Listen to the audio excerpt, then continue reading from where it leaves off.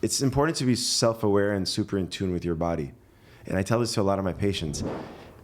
You are your best doctor. You know if something changed in your body more than anybody else. So be more aware of yourself, your oral health, your body. Like, look at yourself, touch yourself. It's okay. Hey guys, welcome to the Crown Prince of Brooklyn. My name is Dr. Daniel Rubinshtein, and I'm your host. How did you get started? Let's take it way back in the chronology. Take it back from when you're young Danny. Yes. Did you have a nickname when you were growing up? Did I have any nicknames growing up? I did have some nicknames coming from my family side. Danishka from my grandfather, who is Eastern European, Ukrainian. And then I had some nicknames from my classmates that sometimes wouldn't be able to pronounce my last name because it's a long name and it sounds like Rubinshtein or Rubinshtein, and they would call me Steen or Stein. Or it was very interesting to see the dynamic of, my personal life, which is my household, that spoke several different languages, and then coming into school that is predominantly American. And for some of these kids who only speak English, not understanding why I might have a slight accent or why I speak other languages. And it kind of created a little bit of a conflict, honestly. So I had to learn and appreciate my heritage early on in my life. And for the people who don't know, tell us, where did you grow up? So I was born in Brooklyn, New York, but my parents are immigrants. My mother's from Latvia, my father's from Ukraine, and they immigrated from those countries. They came to this country with the purpose of making a difference for themselves and for their family. So even though I was born and raised in Brooklyn, New York, an American, I still have those values of an immigrant. Work hard. Tomorrow's not promised. Give it your all. Be a good person. All those things. Put a timestamp on when did your parents come over? My parents immigrated when they were respectively in their later teenage lives. The exact year, I don't recall. I could find out for you guys. But they came here when they were at the end of high school era. And then they ended up going to NYU undergrad. And that's actually where they met. If you guys listen to one of the other podcasts that we just did, my mother mentions how she met my father. It's a really beautiful, very cliche story, but I love it. Okay. All right, so we're about to do a rapid fire, bunch of questions. I normally do that with the guests on my show, and now it's going to be a reverse. I'm going to have Brian Elliott do that with me.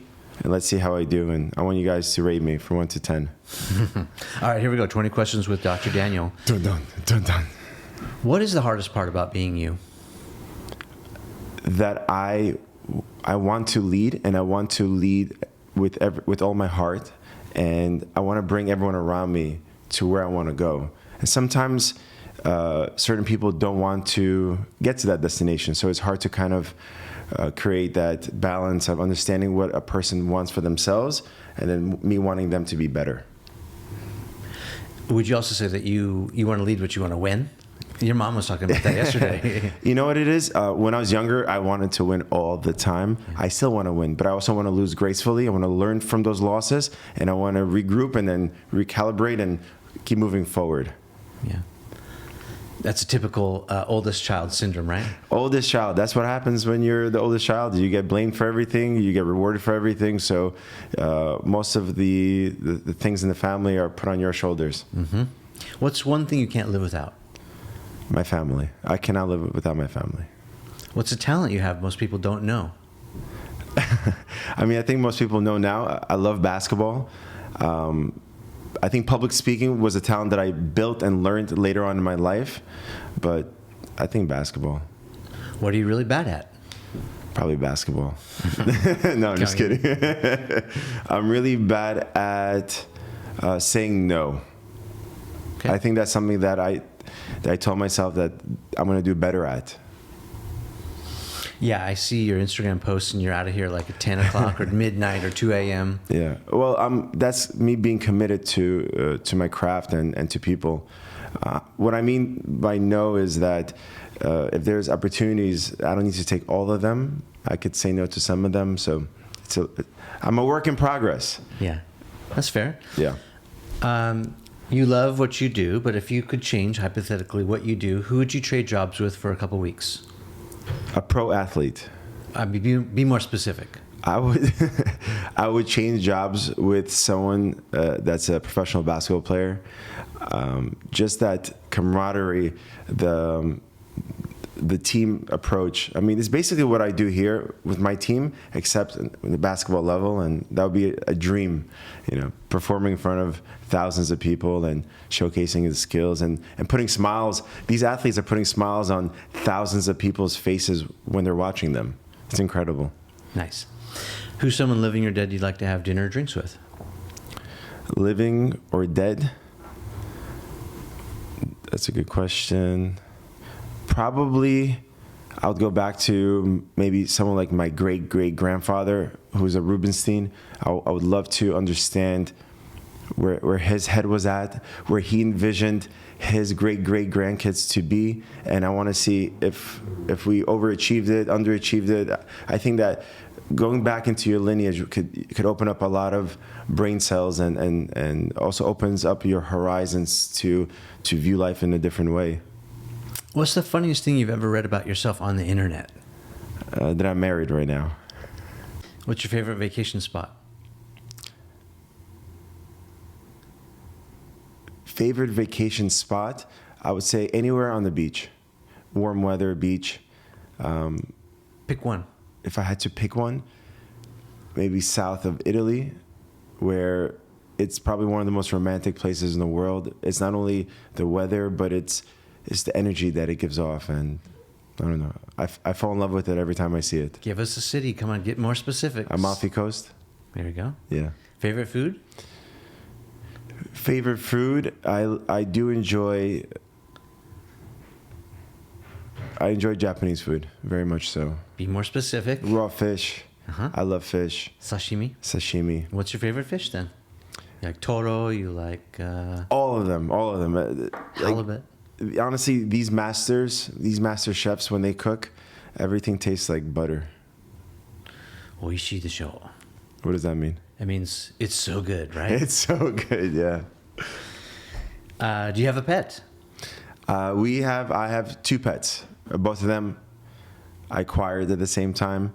One is a toy poodle. Her name is Ruby, and the other one is Kira, German Shepherd.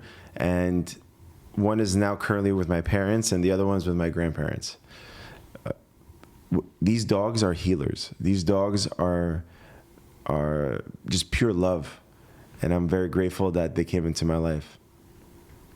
Favorite book? Favorite book? There was a book that I read when I was a kid, and it still is as profound as if I read it recently. It was Tuesdays with Morrie. I have to double check the title, but I'm pretty sure that's the name of the book.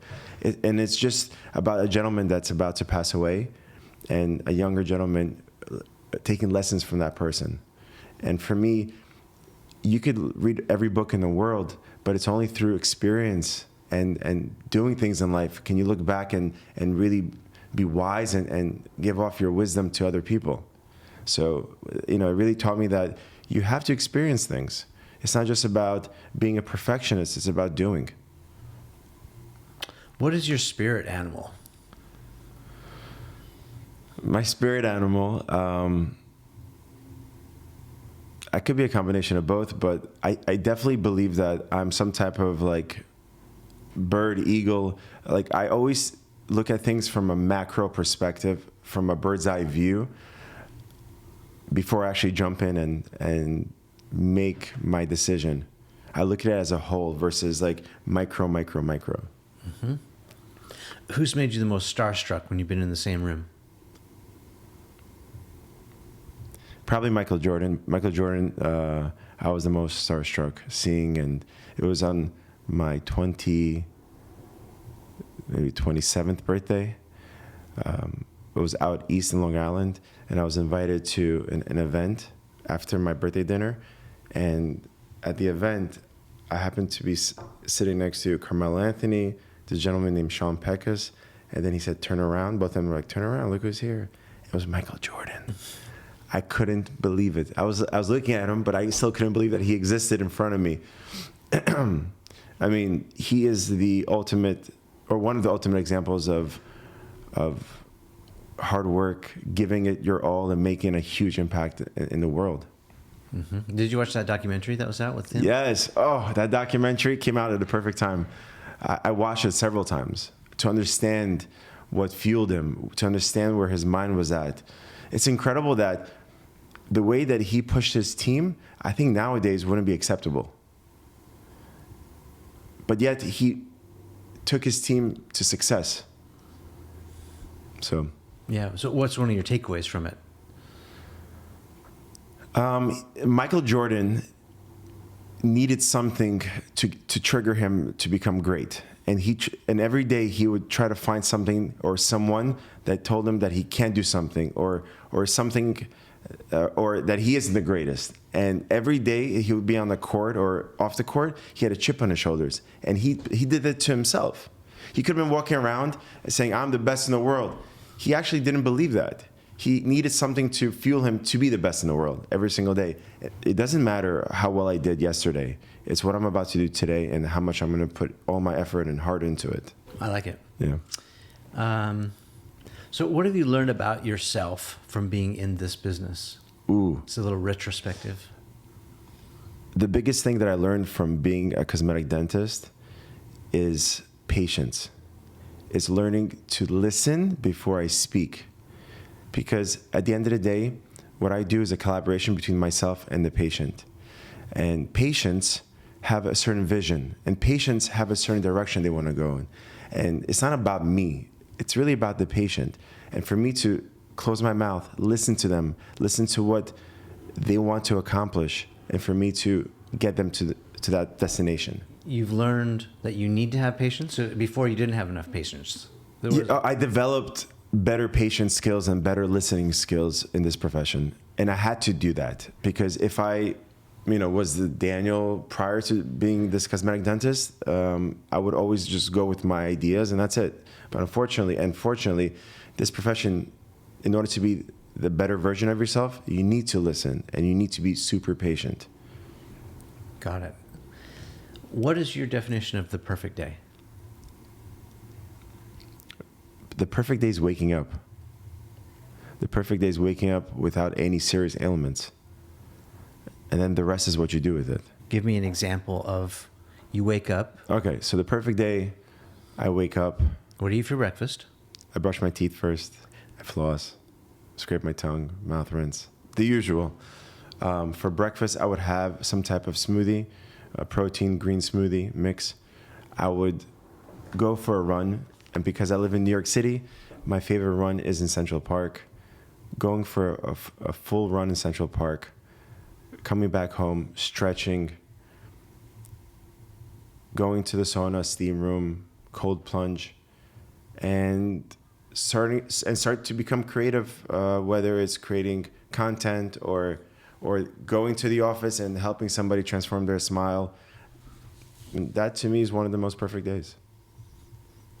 Okay. And what do you put in that smoothie? I enjoy almond milk, some type of protein, so vanilla.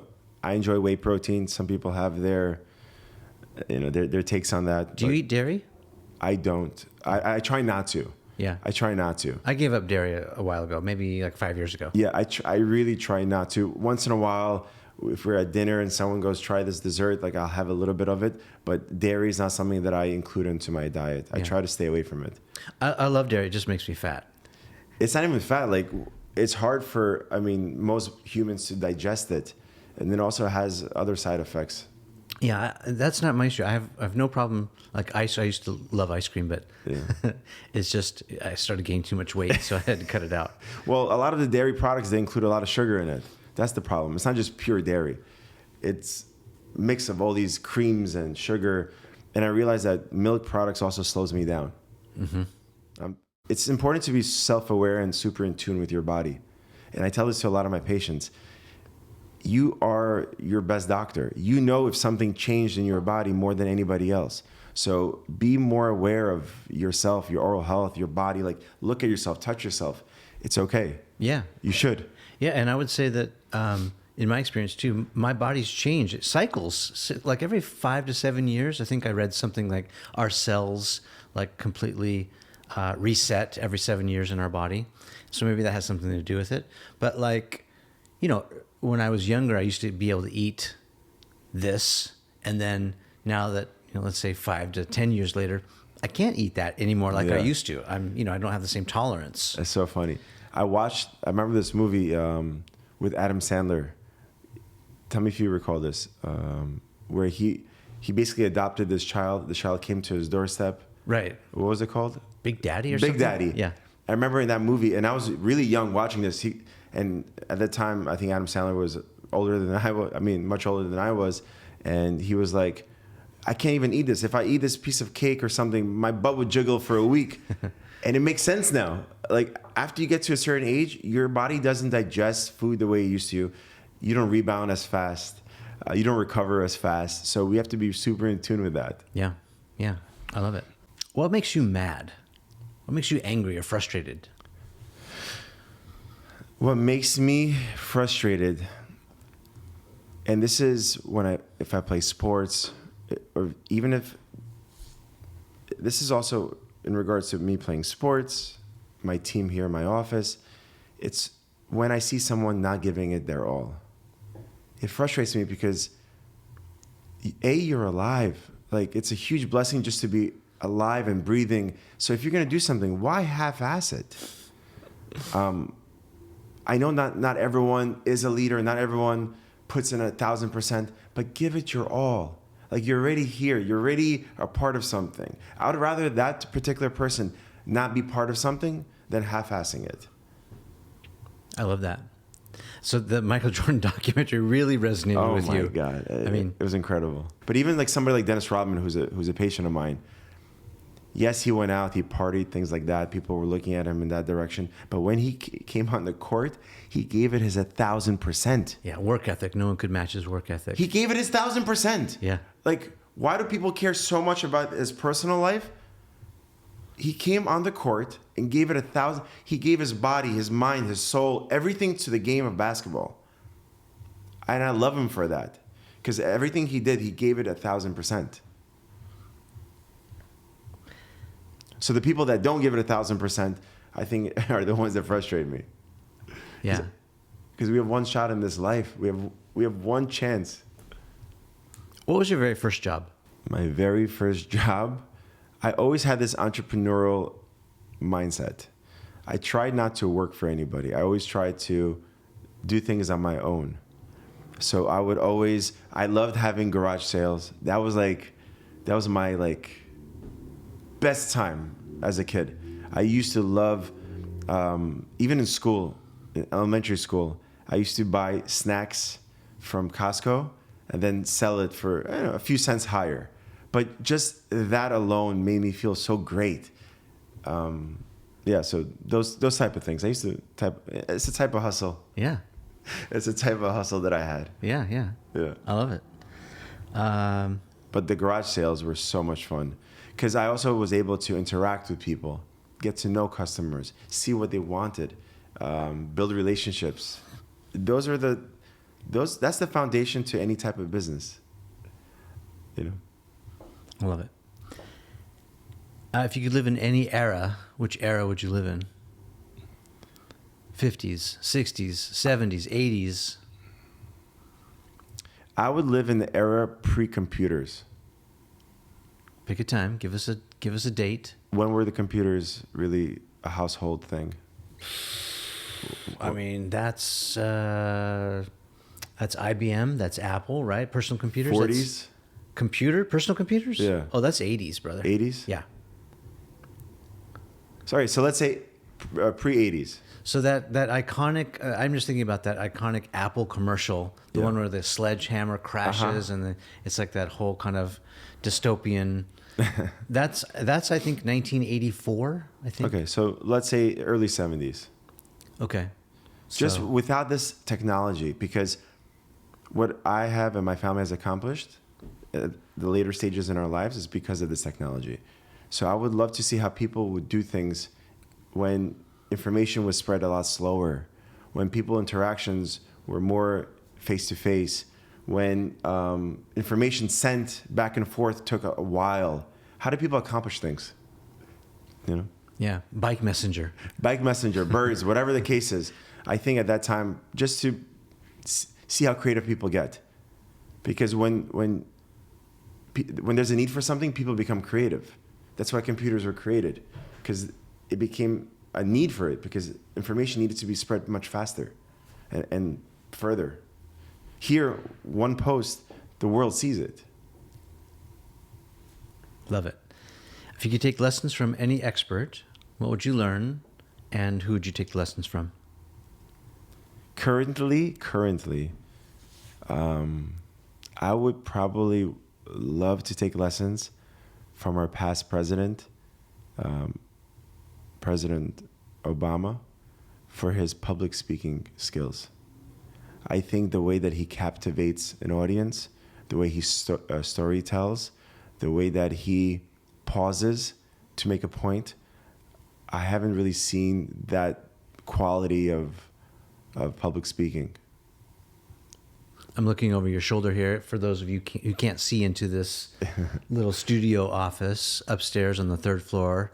I'm looking at this picture of the tennis racket, and I was thinking I would love to take a few tennis lessons from like The best in the world. Nadal or, Yeah. you know, some of these masters. Up my tennis game a little bit. But you know, even with public speaking or sports, it's doing it. And like you mentioned before, even this podcast, the more we do it, the better we get at it. Yeah, you got to get the reps in. It's about consistency. So public speaking, I remember I took a role in dental school to become the president of the student body, which is, for those that don't know, NYU Dental is a pretty decent sized school, and it incorporated the NYU nursing school. So I would have to speak in front of almost 1,000 people. When you're scared to public speak, it puts you in a position that you need to do it. If I didn't put myself in that position, I would never grow. I look back and I cringe and how awkward I was and how I couldn't, speak the way that I speak now. So it's repetition. It's putting yourself out there and in a position to grow. It's painful, but you have to do it. How would you describe yourself in 3 words? Determined, family-oriented. Is that one word? Can we say one word? Family-oriented? Mm-hmm. We'll hyphenate it. Hyphenated. Determined, family-oriented, and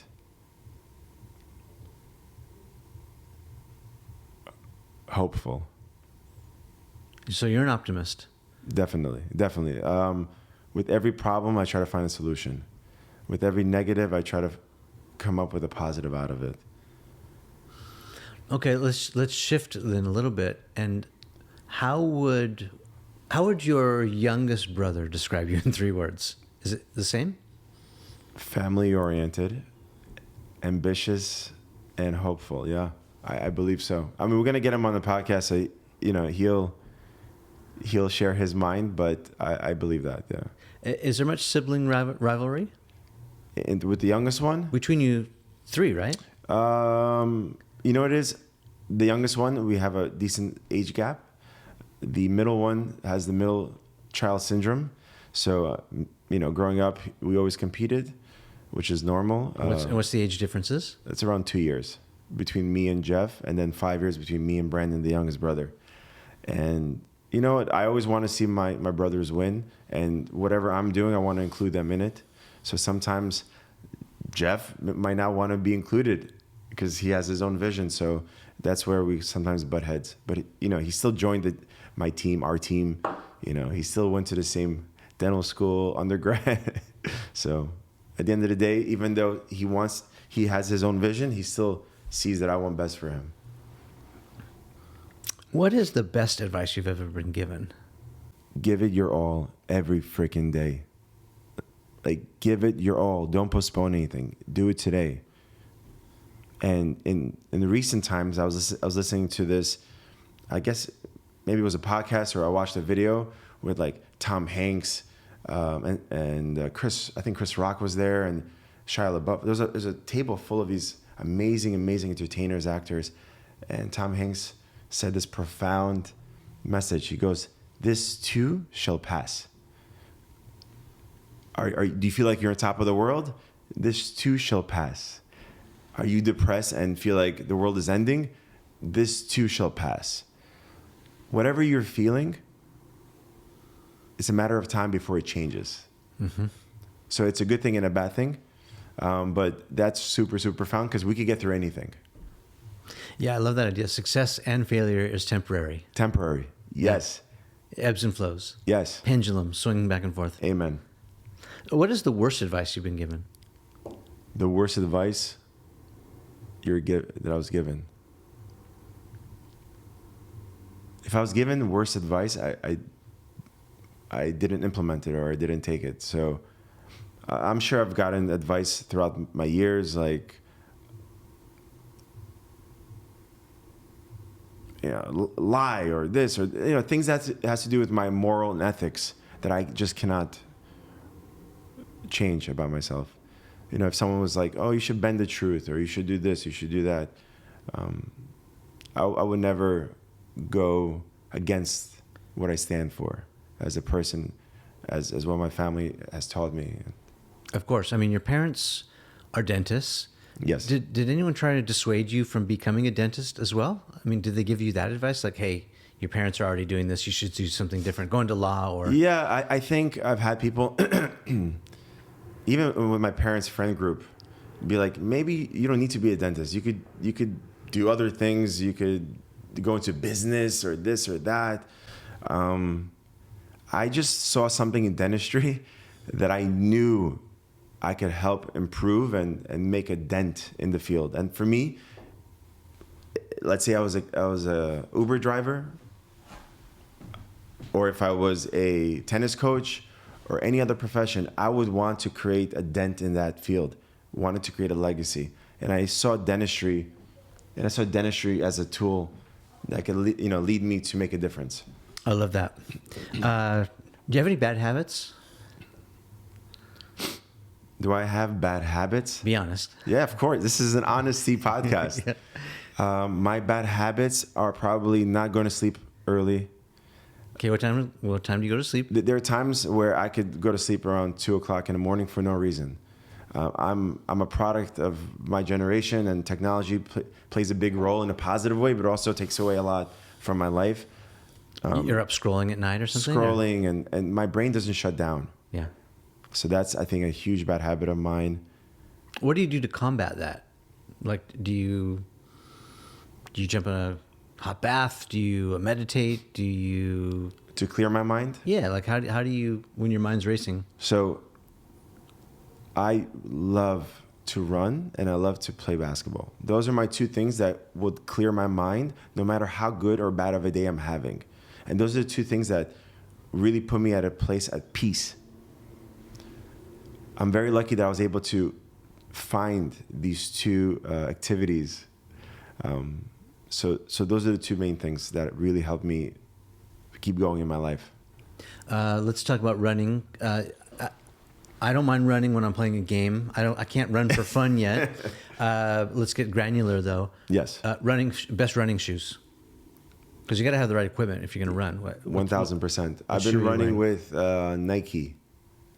With Nike, what's the name of it? Pegasus, Air Pegasus? Pegasus, yes. Okay. Wow. Yeah. Comfortable shoe. Very comfortable, and the way that it's stabilized. I don't like the super light shoes, the ones that feel like almost like a sock when I'm running. Right. I want it to be light, but I also want it to have structure. I've been trying to run in a pair of Hoka. You know what Hokas are? They're like super cushiony. Yes. Yeah. And how is that? I like them. Yeah, I wear Nikes too. I can't wear Adidas for running. Like the Adidas Boosts, right? For whatever reason, my foot's kind of narrow. Anyway.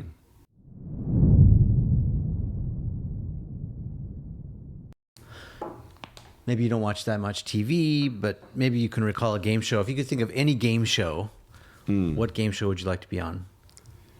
I think Family Feud.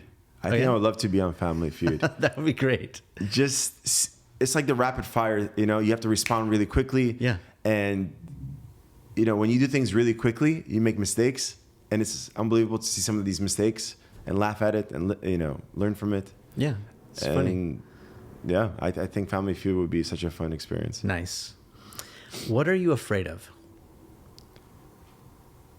My biggest fear is being the same person as I was yesterday and as I was a month ago and a year ago.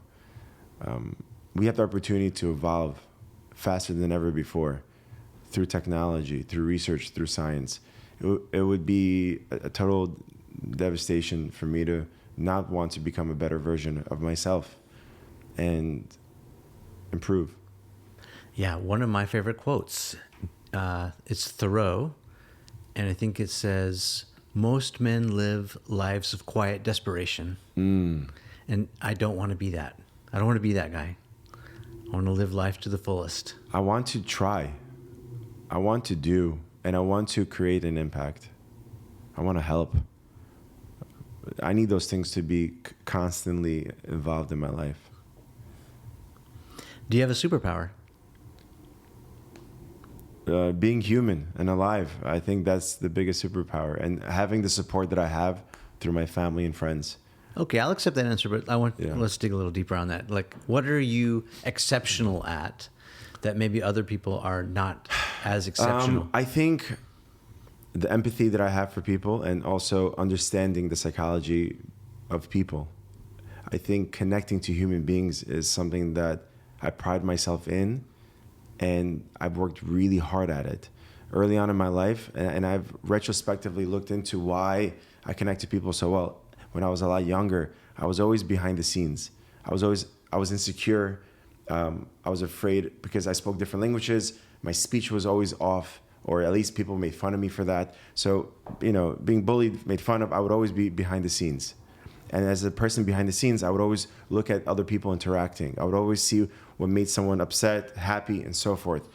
By me living the first part of my life behind the scenes, it also opened up my eyes to what I shouldn't be doing to people. What would make someone in pain or hurt, or the words that I would say that could hurt somebody.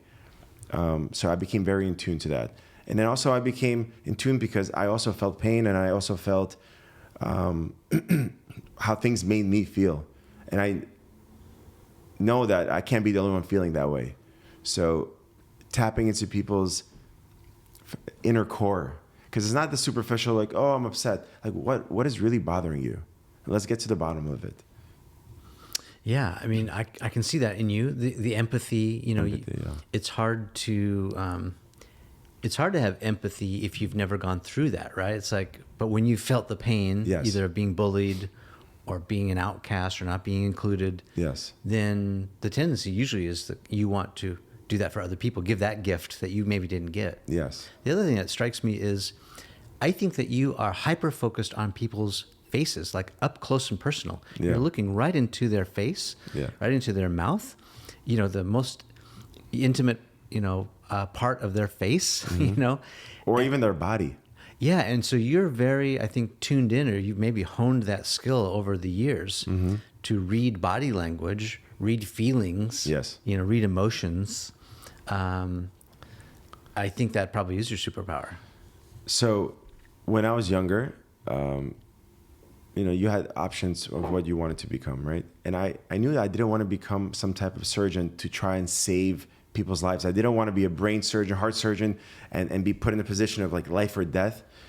I wanted to be put in the position to almost give people a chance to be the best versions of themselves. It's almost life or death in terms of being a human. That confidence that maybe prior to whatever I do for them or say to them, they didn't have. And then the impact that I have on their lives and my team, and after moving forward, they become the best versions of themselves. That to me is life or death while living. I love it. Yeah. So while you're running or playing ball, do you have a go-to power song? What gets you hyped up? Music-wise? Yeah. Oh, I love music. Music for me is the heartbeat of life. I can't imagine my life without music. I've listened to music When I used to study in school, I would fall asleep to music and wake up to music. And it doesn't have one genre of music that I'm obsessed with. It's the moods. It's whatever mood music could elicit, I would like to play, right? So my mother used to tell me that she would listen to the Gypsy Kings, and while I was in her belly, I would be dancing and moving. So, music has been something that's been integrated into my DNA as I was being formed. I think if I had the ability to have another skill, it would be to be a musician, a singer, to elicit the feelings that I feel when I listen to these incredible voices and talents. If you haven't been to Dr. Daniel's office, you walk right in, and the first thing you see in the lobby is a picture of that giant Tupac. Oh, yeah. I mean, that's just a little foreshadowing. Yes. So it's just to show that it's to show the people that have created an impact in the world through music, through sports, through science. I respect all people. You can learn a lot from every single person, whether it's good or bad. And so let's go back to Power Song. Give me something specific. I want someone, to add this to their own playlist. Like, all right. Can I go through my phone? Yeah. All right, cool. And if you guys have any recommendations at all times, doesn't matter when you're listening to this, shoot me a DM or an email or a voice note. Let me know what you guys are listening to. I love music, even if it doesn't have the language that I understand. Music is music. So what's your pump-up song? Pump-up songs. You want to know mine? Yes. Let's listen to yours first. Without fail, it's Eminem, Lose Yourself. Oh. I don't know what that song has. It's a classic. It is a classic. I don't know what, it just gives me goosebumps. It gets me psyched. Like, I'm just like, I don't know, it does something to it. It moves me. I mean, my go-to pump-up artist, or an artist that puts me in a better mood right off the bat, and consistently, is Drake. I think that his music can transcend experiences and emotions. Started at the bottom. Now we're here. Yeah, that's really the anthem of life. It's not where you started, it's where you're ending. We can't choose where we start, but we could definitely choose where we end. And that reminds me of, say more about your barber, like where you get your haircut. Oh, my barber, shout out to Rich the barber. Rich is a super talented barber that has broken stigmas.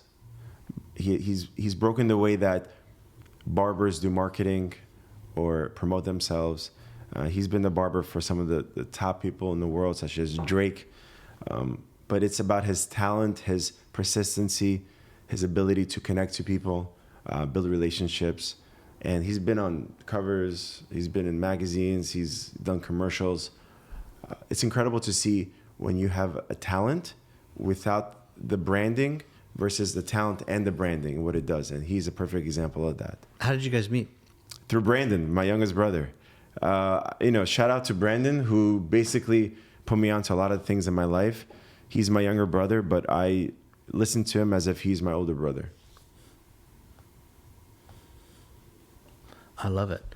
All right. Well, we're coming up to about an hour here. This is good stuff. What else? What else? We can keep going. Yeah. Let's go back to the evolution of you becoming the dentist. Right. So, at what age did you commit? I mean, you're in high school, let's say. Yeah. Did you already know what you wanted to be? Yeah. So when I was graduating elementary school, going to high school, I committed to my father that I'm going to dental school. I needed to make that commitment because high school was the precursor to everything moving forward. And what happens is in high school, I also joined the tennis team. So you could be easily distracted in high school. You could go into sports, girls, like all these different things that could distract you. Friends, you're starting to get into your own. High school is at a point where you start to learn about yourself, start to become more confident. If I didn't make that commitment, I don't know if I'll be able to accomplish what I have in such a short period of time. And what was his reaction when you told him you're locking it down? He understood. He wasn't forceful. None of my parents both parents were not forceful for me to become a dentist. It wasn't like our dream is for our son to become a dentist. I think they led by example. I think they showed me that dentistry is an amazing tool to build a beautiful life as well as impact so many people. And I was like, my parents, immigrants, if they could accomplish this, I can't imagine what I could do and how much I could help. Okay, so you get to NYU. Yes. You graduate. Both my parents went to NYU Dental. Yeah. I applied to one dental school, which was NYU Dental. For me, it had such a sentimental value. NYU Dental gave my parents the opportunity to be someone in this country. I will always be, what's that term? When you... Grateful? Yeah, sure. I'm always going to be grateful for NYU for allowing my parents to walk through their hallways, to become who they are, to graduate. And for me, it was super important to walk through the same hallways. So you're very sentimental. Yes. I mean, for me, it's about your background, tradition, values. Those are super important things to me. Yeah. Okay, so... And did you have any hiccups along the way? Like, did you have any setbacks, or was it just all the time? Such as high school, I was told by the dean or the principal of the high school that I would become a nobody. Okay, wait. Where did that come from? Were you misbehaving or something? No, or? never misbehaved. But in elementary school, I think the elementary school that I went to didn't prepare me. Maybe because I was, some sort of ADD-ness or my mind has always been in 1,000 different directions. And it's really important, I think, now that I've learned what education is, I think every student needs to have a unique approach to education. The same way as I approach my patients, it's not a cookie cutter. It cannot be a cookie cutter. Healthcare does not work when it's cookie cutter. It has to be an individual approach, a very customized approach. Healthcare is the same way. I believe education should be the same way. So in elementary school, I didn't have the attention capabilities. So maybe I didn't do as well as I could have. So, a principal just seeing my background goes, I don't think he's going to be successful, especially not in this school, which was a private school. And my father fought for me, and they gave me a chance. And as I graduated, the principal came back to my father and my mother and goes, this was the best decision that we've ever made. So I always had that chip on my shoulder to prove to everyone that I am better than what they think I am. Yeah. I mean, I think there's power in being underrated. What do you think? Underestimated. For sure. I think the power, if you choose to use it as a power, a lot of people choose to use it as an excuse. Well, I wasn't good in elementary school, so I deserve to be a dropout. You could use that in both directions. It's what motivates you. College, I finished in 3 years because I knew that it was just a stepping stone to dental school. I go to the interview in dental school. They're like, you're 20 years old. Like, why would you even want to be a dentist right now? Take time off. Like, I was always doubted. I was always told, like, don't do this. What's the point of this? And I use that as motivation. Again, guys, you have the ability to use something as an excuse or as a motivator. It's up to you. And what I hear you saying is it's like that Shakespeare quote, right? Like, know thyself, right? Like, if that's not you, if that's not what you want, then, don't do that. But if that is your inner voice, yes, you got to follow it. Yes. Don't do it just because of the prestige or you believe it's going to be a good look for you. Like, whatever you do it because you really want to do this. Like, with all your heart, with all your freaking heart. Otherwise, you will never be able to work the 30 hours a day. Like, when you're passionate about it, it doesn't make sense why you work so hard. It's just because you love it. When you love somebody, you do the craziest things. And it doesn't make sense, but you do it. Brian, can I ask you a question? Yeah. Maybe you can answer this. For the longest time, I would have people younger than me always asking me like, how did you fall in love with this profession, or how do I know what I love? And to me, that's like the most confusing question. So you're asking me, how do you? So how would you answer those people that say, how do I find what I love? Yeah. So I'll answer that question with some of the best advice I got from my mentor, Seth Godin. And Seth reminded me, if you're a Star Wars fan, this might be an unpopular opinion, but he said, Yoda was wrong. Yoda said, do or do not, there's no try. And Seth said, there is a try. There has to be try. Without try, you can't experiment. You can't, fail. Right. You have to give it a shot. And so I think one of the best ways, and this is age agnostic, whether you're a teenager trying to figure out what you want to be when you grow up, or you're a middle-aged dude thinking about resetting your life because of what's happening right now, I think you have to try stuff on for size. You see it in the window on the mannequin, you go, that's going to look great on me. Right. And then you get it and it's too tight. Right. Right. And, or it doesn't fit right, or it pinches in a place that's uncomfortable.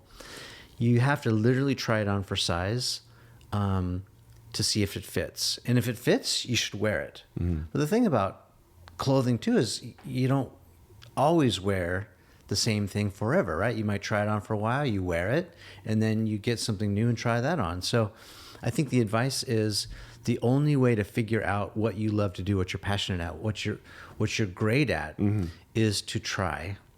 And it's a process of elimination sometimes. But try and commit, maybe? Well, you have to try it on until you know whether or not it fits. Right. And if it fits, and if it feels good, I say do it. And so I'm just speaking from my experience in having several careers that have been an evolution to get me to where I am right now. And it started with, my first job, which was working in a pizza place, slinging pizzas, washing dishes in the back when I'm 15 years old. But my theory is, my hypothesis is that if you let it, nothing goes to waste. So like those times back washing stacks and stacks of pizza pans and dirty dishes that I, at the time, just did not want to do with the high pressure sprayer, putting it into a hot, dishwasher and all those things that I did, or, kneading the dough and, slinging it into a pizza, throwing it above my head. That was the fun stuff. But all that stuff now, even interacting with customers in the restaurant, I'm using it even now today. And every little bit, maybe we talk about running a little bit. I'll use that as a running analogy, which is every little step I took got me a little further to where I am today. Right. And if I hadn't taken those steps, I would not have been able to get here. Yeah. So you literally have to move your bones. And I believe that it's less important about perfection. I think everyone's looking, Yeah. What's the perfect job for me? Right. Like, what's the perfect job? There's no perfect. Yeah, you just move your bones. You just do it. And then you, again, back to the try on. Yeah. You're trying how it fits. If it doesn't fit, feel free to take it off and try something else on. And that could mean, a month, or that could mean 3 years. One of my other jobs, I worked in retail. I worked for Ralph Lauren. Oh, nice. And I fell in love with apparel and fashion and Ralph, and I got to meet Ralph, and I thought I was going to go into the fashion business. I loved it until I got another opportunity because I was working my way through college with Ralph, and then I got this opportunity to go work at the studios. And so I made a complete 180 pivot from apparel into brand marketing and strategy at one of the biggest Hollywood studios, marketing movies. But it was just an opportunity that came my way. And I feel like if I had not been moving my bones in that direction towards Right. fashion and apparel, I wouldn't be in the window of opportunity to be offered that job at the studio. Can I ask you a question? Yeah. But with every move you made, did you give it your 100%? Yeah. Yeah. That's something that I think most people miss the boat on. They try things, but they give it 20% and they go, well, it didn't work. It's like me saying, go to the gym, eat properly, blah, blah, blah, and they only do 20% of it. And they go, how come I'm not in good shape? You didn't give it a proper chance. So if you guys are going to choose something, just choose anything, but give it your all so you can really taste the results and see if you really are passionate about it. I will say that I think I stayed at the studio job 1 year too long. And that's, I mean, I could look at it as a regret. It's more of a lesson learned. I think Lesson learned, yeah. I have this idea of like, sometimes you win, sometimes you learn. Yeah. And I think I stayed there 1 year too long, you know, for better or for worse. Would you say 10 years too long would be worse? It depends, right? Yeah, but yeah. So in relations, speaking, yeah. You made a decision after several months, 12 months, Yeah. to be like, it's not for me. Yeah. My regret is I didn't follow my gut because I knew it. I knew I was done 12 months earlier, but I stayed there because I was afraid. I was afraid of losing, cutting the cord to my big salary. Right. You know, people picking up my dry cleaning. Comfort. Total comfort.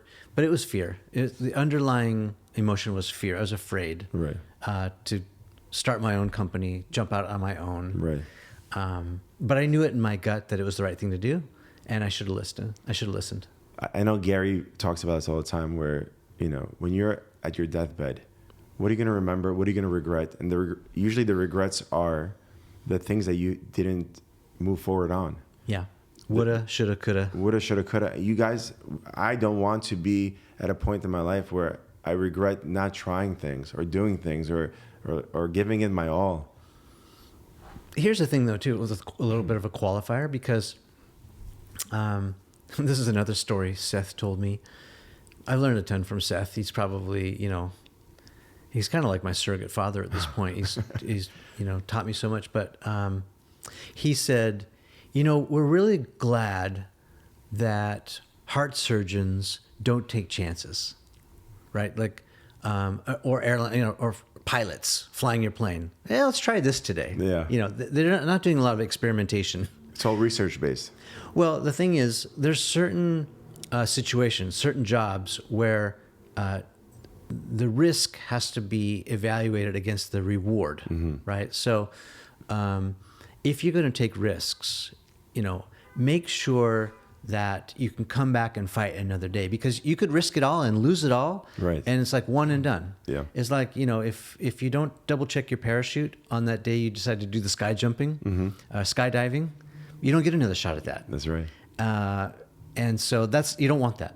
You want to be able to try and fail, come back another day. So does the risk, does the reward outweigh the risk? If the answer is yes, it's probably worth doing. Right. Right. If it is not, if it's like, I'm going to gamble my life savings to try and, you know, have this huge windfall. I might lose it. I might win it all. That's not worth it. Right. Right. Because everything's at risk. You might lose it all. Right. It's taking these little risks, you know, that you can come back and fight another day that I think are worth Important. doing. Yeah. Yeah. You miss 100% of the shots you don't take. Yeah. Gretzky, Yeah. the great one. One of the greatest. Unbelievable. It's incredible to see what regular people could accomplish. What people who, you know, growing up, I'm sure like some of the biggest names in the world were just regular people that had a dream. They were committed to their dream, and they were persistent in accomplishing. Well, yeah. I mean, that's the thing that struck me with, you know, working at the studio with all these famous people, celebrities. They are totally normal people. The normal people. Yeah. Or getting to work with athletes and some of the people that I do now, they're just like you and me. They just have exceptional skills in one particular discipline. Exactly. You know, whether it's dentistry or... Exactly. So as a dentist, it humbled me tremendously being able to treat some of the, you know, the most interesting people in the world, whether it's an athlete, actor. They all have teeth. Some of them don't. You know, they all bleed. They all have red blood. we're all made from the same ingredients. It's the mind that really, really takes us to a different galaxy. Mm-hmm. Mm-hmm. And they've honed their skill. Mm-hmm.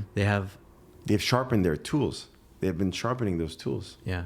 And they have deep domain knowledge in something. Some of them are like, genetics. You and I will never be in the NBA, Never say never. I will never be in the NBA. Wait, you can work at the NBA. Doesn't mean you'll play basketball in the NBA. That's true. I will never be an NBA player shooting hoops in a game. Yeah. I just don't have the DNA. Yeah. But there are some players that are our height that have done an outstanding job as an athlete.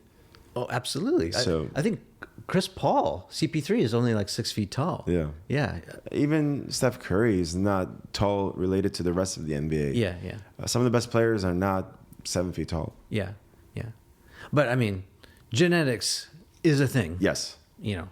With certain, even if you're a surgeon and you have that high twitch skill set, or a cosmetic dentist and the ability to shave just the right. I mean, it takes a certain. So I could actually get into a little bit of that. Please do. If you would like. I remember even in undergrad, I was in class, in chemistry class, with other students who, for sure, have a higher IQ than I do, who were a lot smarter than I was, and then they maybe didn't do well in one exam or two exams, and it discouraged them to become, what they wanted to become. I stuck to the program. I didn't let a small obstacle, a big obstacle, get in the way of what I wanted to become. When I first started practicing on mannequins and drilling on these plastic teeth, and for those that don't know, in order to become a dentist, we don't just start working on human beings. We start practicing on dummies, these acrylic dummies. And when the teacher said, please cut 0.01 millimeter, I didn't even know what the hell that meant. I'm drilling half the tooth away. So I didn't have a skill of perfecting drilling. Like, I don't know if anyone has it. Maybe very few people who have very fine motor skills are born with that talent. I definitely didn't have that talent. But the talent that I did have was persistence. I would stay after class, after school, practice my fingers off. I would practice, get evaluated, practice, get evaluated, practice, not do well, practice, to a point where I knew for a fact, I knew what I was doing. You could build your talent. Yeah, I mean, perfectionism, it cuts both ways. Yeah. Right? It can work in your favor if you don't let it get you stuck, right? But I mean, that's how you continue to just level up, even by millimeters, right? 0.0, guys. Do you even know what 1 millimeter is? It's so small. So it's like an eyelash hair. Yeah, it's ridiculous. So in order to really understand it, you need to really have a feel for it, practice. Also, another talent that I didn't have was using a mirror that you guys, when you go to the dentist uses a mirror. Everything's reversed. When you look at teeth in the mouth with the mirror, it's super complicated. It's confusing. You're looking in the mirror. The right is left, left is right. You don't even know where this mirror is the visuals are. And apparently women are better at it because when they do makeup, they use a mirror and they're well in tune when it comes to that. You're talking about that little tool with a little circle mirror on it? Exactly. Yeah, okay. Exactly. That tool itself is complicated. No one is born with the talent of knowing exactly how how to use it or how the response is when you use it, and it takes practice. How have the tools changed? What's like over the last 5 years? Have they improved much? The evolution of the technology? I know you're using 3D modeling and yes, rebuilding someone's smile. The thing that I mentioned before was being afraid of being the same type of person, a month ago, a year ago, a week ago. So as technology evolves, as I do and my team does, and I encourage my team to evolve and become the best versions of themselves. So we have technology now that instead of taking those gooey, do you guys remember? I mean, I do. Even as a kid, when my dentist, I won't say who, mom, dad, would take impressions, and that gooey material would go in the back of the throat, and you have to stay in that position for a minute or two. I felt like my whole life flashed before my eyes. It was the worst experience. I hated it. So now we've transformed that experience to a much better experience, easier experience, flawless experience. Are you talking about like the when you take a mold of the teeth? Exactly. It almost feels like, what does it feel? Almost like silly putty or like. I don't know. It feels like you're about to choke. Yes, it's like a silicone. Yes. Goo. Yeah. And now the technology, it's a light that shines over your teeth and takes a mold with this special scanner, and it shows up on the computer right away. No gagging, no. It's like a CAD image, right? CAD image, yeah. Yeah, amazing. That, as well as lasers that could potentially remove pain from teeth. I mean, the list goes on and on and on. Thankfully for this type of technology, it makes the dental experience so much better. Let's do some myth busting. What are some of the myths that people think about coming to the dentist that you can bust? Sure. I think one myth, because I've heard this all the time, but also it's not a myth because people have experienced it in a negative way. So when people come to me and let's say someone needs a root canal, they go, it's going to be the most painful experience of my life. If it's done the wrong way, or if it's done in the hands of a not skilled practitioner, anything could be the worst experience of your life. Having a meal made by a chef that's not professional or doesn't know what he or she is doing will taste terrible. So if it's done properly, a root canal is a routine procedure, just like a filling or anything else, or a cleaning. Don't be scared. Yes. Yes. Okay. What else? Common myth. So another thing, some people think that there's a huge thought and study where it says, instead of doing a root canal, just extract the tooth. We need all our teeth to be in the position of where they're in, because once we remove one tooth, the whole mouth starts to change. Really, teeth starts to shift. We start to lose bone. The side effects are tremendous. So I encourage, if it's possible, for people to save their teeth, hold on to their teeth, because nothing is as good as whatever you were born with.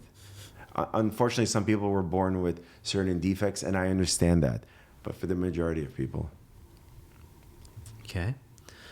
What else? What's the other pushback you get? When I was attending residency at Yale, there was a study that the medical school did at Yale about radiation and the radiation that you get from the X-rays. And it's been disproven. I mean, it shows that if you jump on a plane, even from New York City all the way to Florida, Miami, or wherever part of Florida, you get more radiation than getting a basic X-ray, digital X-ray. Back in the day, they used to do a different form of X-rays that had higher level of radiation. We stopped doing that. We used the highest quality of digital X-rays to reduce that. And we have special coverings to protect every other part of your body from radiation. And it's an amazing diagnostic tool. It's so important to take proper X-rays, whether it's the one that goes around the head, because you could save lives by seeing. If you don't see, then you're guessing. And when you're guessing, it leads to problems.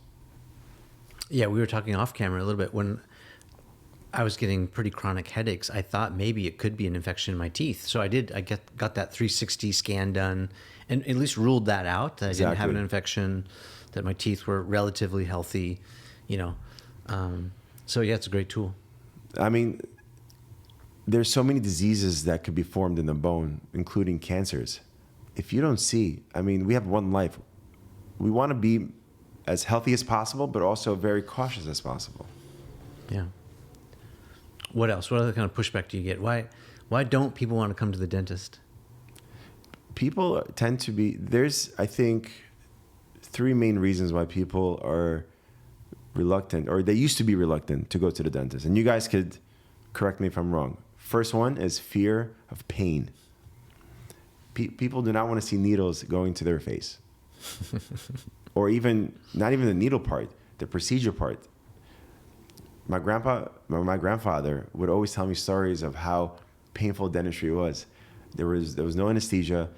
People used to do surgeries while people were awake with no removing pain. I mean, it was a horror. It seemed like a horror experience. Hot hair, bite down on the stick. Yeah, just, people used to pass out from pain. We don't have that anymore. Dentistry has become so beautiful in terms of healthcare. Be proactive. What happens is people wait a very long time prior to going to the dentist, and then they only go to the dentist when they're in pain or there's a discomfort. Then it's too late. Be proactive. Yeah, I had that scene flash in my mind from Castaway when Tom Hanks is on the island and he has that tooth infection. He pops it out with a skate. Oh my God, yeah. And he passes out. Yeah. I mean, to have tooth pain, it's like one of the worst because it feels like it just like penetrates your entire body. It's like you can feel it down to your toes. Because the teeth are connected to your head and to the rest of the body. Infections spread. Don't wait until you have pain. Be proactive with your health. It doesn't even have to be dental health. It's every part of your body health. So pain, finances is a big thing. People are scared of how much the procedure could cost. And ladies and gentlemen, let me tell you, dentistry becomes a lot more expensive when things are left untreated or left until the end where you already have pain, infection, and so forth. Be proactive. It will save your finances, your health, your mental health, absolutely everything. So we have pain, finances, and I think the third is just the unknown. Just really the unknown, uncertainty of what the dentist is going to share, what information they're going to share, what are they going to find. Especially in my early career, people were like, oh, you're going to try to find something? I'm not looking to find something. I'm trying to say, congratulations, Brian, you're healthy. Everything looks beautiful. That's all I want to say to you. We're not trying to find something, but we're looking because you guys are not looking. Someone has to look. So it's the unknown. Yeah. So what advice do you give to someone who's looking for a great dentist? What should we be looking for? When you were talking about this just a second ago, I was thinking about like my mechanic. Yeah. You need a new engine or your brakes are shot. It's like, no, I just replaced my brakes. Yeah. Always trying to find something wrong just to charge me a little something extra. But so how do we? That has to do with trust. Yeah. How do we vet the dentist? Yes. Like any other profession, there has to be a trust between you and your mechanic, your psychologist, your teacher, your any profession that you want to work with. You have to believe in them. You have to believe that there's a trust between both of you, and that they will help you in the best regards possible. If I was looking for a doctor currently, whether it's a dentist or any other type of doctor, reputation is important. The doctors that don't have a reputation online, I'll be a little bit more concerned about. Maybe they're old school, quote unquote, but people that are young, I'm sure, go to them. So I'm sure they have some type of feedback. I want to read that feedback. But I also want to read the real feedback, not just like, Dr. John was a great doctor. That's not feedback. That could be fake. I want to hear, when I walked in, the pure experiences. Those are the reviews that you guys should be reading. That's A. B, what other, before and afters, seeing the work that was done. Not just reading it, but seeing it for yourself.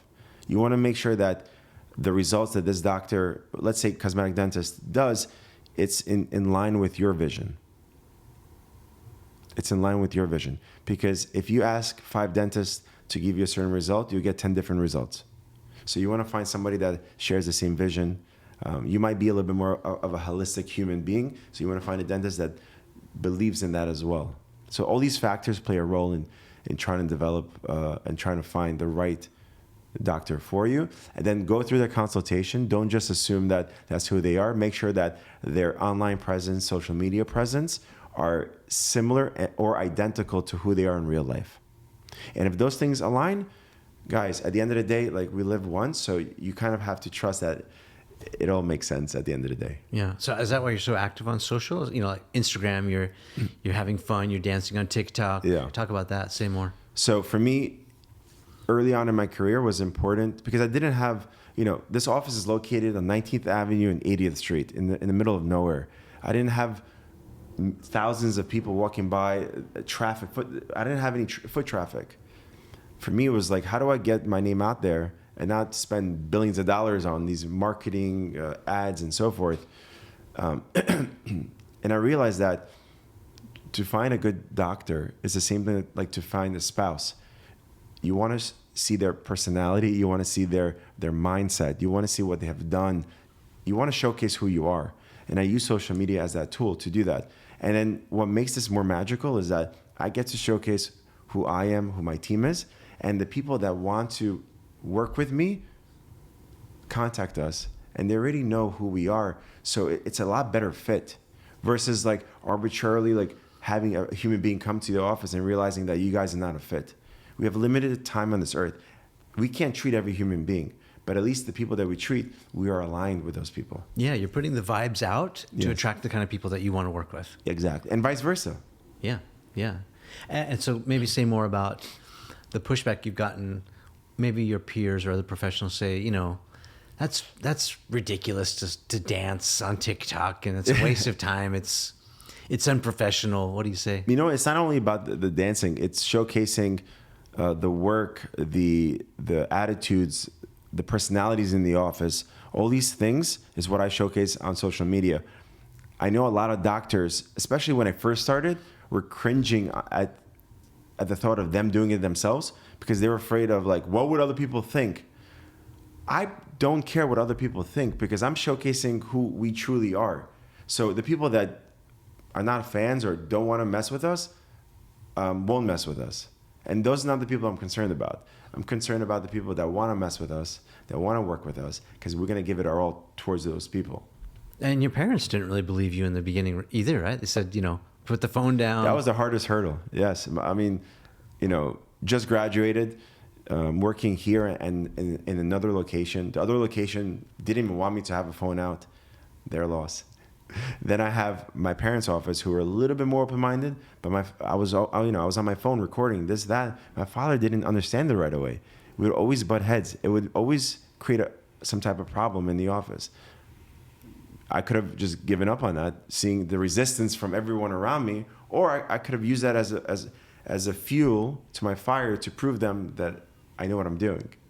So again, this is another like a fork in the highway. You could either use it as an excuse why you didn't do social media and build your brand, or use it as an excuse why you did build it to prove yourself. So what was the tipping point for your dad? When did he become a believer? When people started coming through the doors saying that they found us on social media. Yeah. And where were you getting the most traction? This is a conversation that I will have with my brother, Brandon, my youngest brother, who helped put me on several of these platforms. I think for people to listen to how I started so that they know none of it is really luck. It's really determination and hard work and putting in the hours. And I think a lot of people want to post something and get this massive result. It doesn't happen. There's no virality that will happen. If you're very lucky, something will go viral, the first post that you do, but guess what? Your second post won't do very well. It's about consistency, and it's about always being authentic and showcasing that through your social media.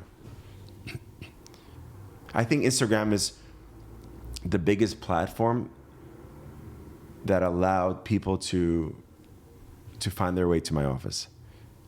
Even though TikTok, I have a bigger following, Snapchat, I had a big following, for some reason, Instagram was a massive, massive tool for us. Mm-hmm. Good. I think this has been brilliant. Any final words before we cut this episode off? Final words. You guys have to believe in whatever you want to accomplish. You have to believe in it more than anybody else. Don't look for approval from people around you. It's not their life, it's your life. It's your vision. It's very hard for other people to really see your vision early on in the vision stage. Believe in yourself. Give it not 100%, give it 1,000%. Our lives could change in a heartbeat. So make sure that you do give it your all and be happy. Do it with an intent to be happy. Things will go wrong. Figure out a way to deal with those stresses in a positive way. And at the end of the day, make sure that you're doing it because you want to do this. Thank you for listening. If you want to ask me a question, you could do it anonymously or include your name and I'll give you a shout out. To record your question, just go to speakpipe.com/Dr. Daniel from your phone or computer, and it's that easy. I appreciate you guys from the bottom of my heart. I hope you enjoyed it. I'm excited for the next episode. In the meantime, Dr. Daniel out.